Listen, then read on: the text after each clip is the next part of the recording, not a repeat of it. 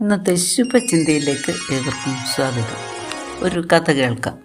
ഒരിക്കൽ ഒരു ഗുരുവിനോട് ഒരു ശിഷ്യൻ പറഞ്ഞു, ഗുരു, എനിക്കൊന്ന് സങ്കടങ്ങൾ മാത്രമേ ഉള്ളൂ.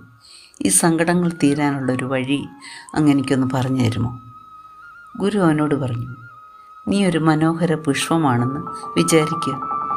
പൂ വിരിഞ്ഞാൽ തീർച്ചയായും അത് ഒരു ദിവസം കൊഴിഞ്ഞു പോകും, ഇല്ലേ? എന്ന് വെച്ച് പൂവിന് വിരിയാതിരിക്കാൻ പറ്റുമോ? അതുകൊണ്ട് കൊഴിഞ്ഞു പോകും വരെ മനോഹരമായി വിരിഞ്ഞു നിൽക്കാമെന്ന് ചിന്തിക്കുമ്പോഴാണ് പൂവിൻ്റെ ജീവിതം സഫലമാകുന്നത്. അതുപോലെ തന്നെയാണ് നമ്മളും. ജനിച്ചു കഴിഞ്ഞാൽ മരിക്കും. അതുവരെ സന്തോഷത്തോടെ ജീവിക്കണം.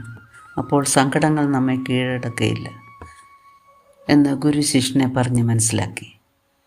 എന്താണ് ഈ കഥ നമ്മെ പഠിപ്പിക്കുന്നത്? ലോകത്തിൽ രണ്ടു തരം മനുഷ്യരുണ്ട്, ദുഃഖിക്കുന്നവരും സന്തോഷിക്കുന്നവരും. സന്തോഷിക്കുന്നവർ എപ്പോഴും എന്തെങ്കിലും സന്തോഷത്തിനുള്ള കാരണങ്ങൾ കണ്ടെത്തിക്കൊണ്ടിരിക്കും. എന്നാൽ മറ്റേ കൂട്ടർ രാവിലെ എഴുന്നേൽക്കുന്നത് വരെ ദുഃഖിക്കുവാനുള്ള കാരണങ്ങൾ അന്വേഷിക്കുന്നവരായിരിക്കും. താമസിച്ചെഴുന്നേറ്റതിനെക്കുറിച്ചും ആഹാരം തയ്യാറാക്കുന്നതിനെക്കുറിച്ചും ബസ് നേരത്തെ പോയല്ലോ എന്നതിനെക്കുറിച്ചും ഒക്കെ എന്തിനെക്കുറിച്ചും അവർ വേവലാതിപ്പെട്ടുകൊണ്ടിരിക്കും. ഇങ്ങനെ പിരിമുറുക്കത്തോടെ തൊഴിലിടങ്ങളിലെത്തുമ്പോൾ അവർക്കൊരു ജോലിയോടും ആത്മാർത്ഥമായി നീതി പുലർത്താൻ കഴിയുകയുമില്ല. അവർക്കെന്നും ദുഃഖമായിരിക്കും. സുഖദുഃഖ സമ്മിശ്രമാണ് ജീവിതമെന്നുള്ളത് നാം മനസ്സിലാക്കണം.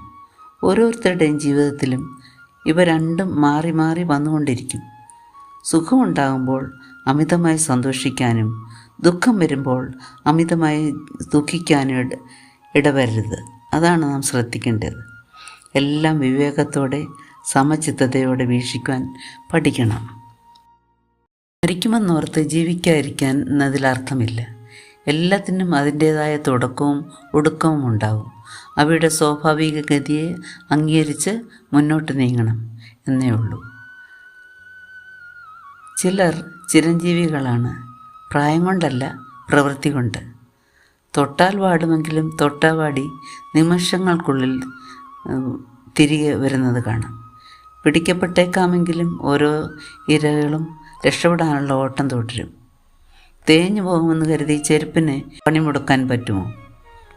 ആയുർദൈർഘ്യത്തിൻ്റെ നീളം കൊണ്ട് ഗിന്നസ് ബുക്കിൽ കയറാൻ എത്ര പേർക്ക് കഴിയും? എന്നാൽ ചെലവഴിച്ച നാളുകളുടെ മഹനീയത കൊണ്ട് ആയുസ്സിനെ മറികടക്കാൻ ആർക്കും കഴിയും. ഹെലൻ കെല്ലർ പറയുന്നു, സന്തോഷത്തിൻ്റെ ഒരു വാതിൽ അടയുമ്പോൾ മറ്റൊരെണ്ണം നമുക്ക് വേണ്ടി തുറക്കും. എന്നാൽ നാം പലപ്പോഴും ഈ അടഞ്ഞ വാതിലിൻ്റെ നേർക്ക് തന്നെ ദീർഘനേരം നോക്കി നിൽക്കും. അതുകൊണ്ട് നമുക്ക് വേണ്ടി തുറന്നപ്പെട്ട വാതിൽ നാം കാണുകയില്ല. ജോർജ് ഹെർബർട്ട് എന്ന ഇംഗ്ലീഷ് കവി പറയുന്നു, പ്രതീക്ഷയിൽ ജീവിക്കുന്നവർക്ക് നൃത്തം വയ്ക്കാൻ സംഗീതം വേണമെന്നില്ലെന്ന്. നമുക്കും ഏത് ജീവിത സാഹചര്യത്തിൽ കൂടി കടന്നു പോകുമ്പോഴും ശുഭപ്രതീക്ഷയോടെ കർത്താവിൽ സന്തോഷിച്ചുകൊണ്ട് ഈ ചെറിയ ജീവിതം സമാധാനത്തോടെ ജീവിപ്പാൻ സർവശക്തനായ ദൈവം ശക്തി തരട്ടെ എന്ന് പ്രാർത്ഥിച്ചുകൊണ്ട് ഇന്നത്തെ ശുഭചിന്ത നമുക്കിവിടെ അവസാനിപ്പിക്കാം.